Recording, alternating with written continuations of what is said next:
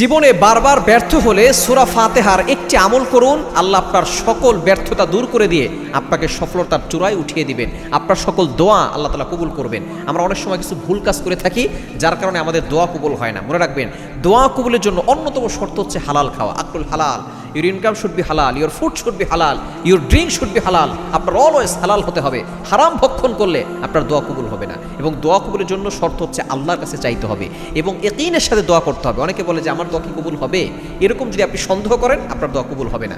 আপনি ইয়াকিনের সাথে দোয়া করবেন, আল্লাহর প্রতি ট্রাস্ট করবেন, বিশ্বাস করবেন যে না, আমার রব আমাকে ছেড়ে দিবে না, আমার রব আমার দোয়া কবুল করবেন। কিভাবে আপনি আমলটা করবেন? সূরা ফাতিহার আমলটা আমি বলে দিচ্ছি।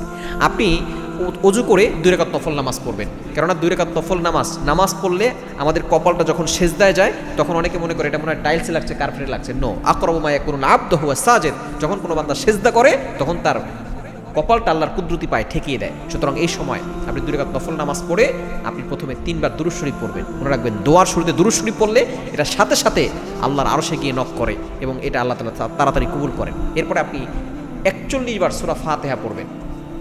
সূরা ফাতিহা 41 বার পড়ে শেষে আবার 3 বার দুরূদ শরীফ পড়ে এরপরে আপনি আল্লাহর কাছে দোয়া করবেন। দেখবেন আল্লাহ তাআলা আপনার সকল দোয়াগুলো কবুল করবেন। আপনার যে জীবনে ব্যর্থতা আছে এগুলো আল্লাহ তাআলা দূর করে দিয়ে আল্লাহ তাআলা আপনাকে সফলতার চূড়ায় উঠিয়ে দেবেন।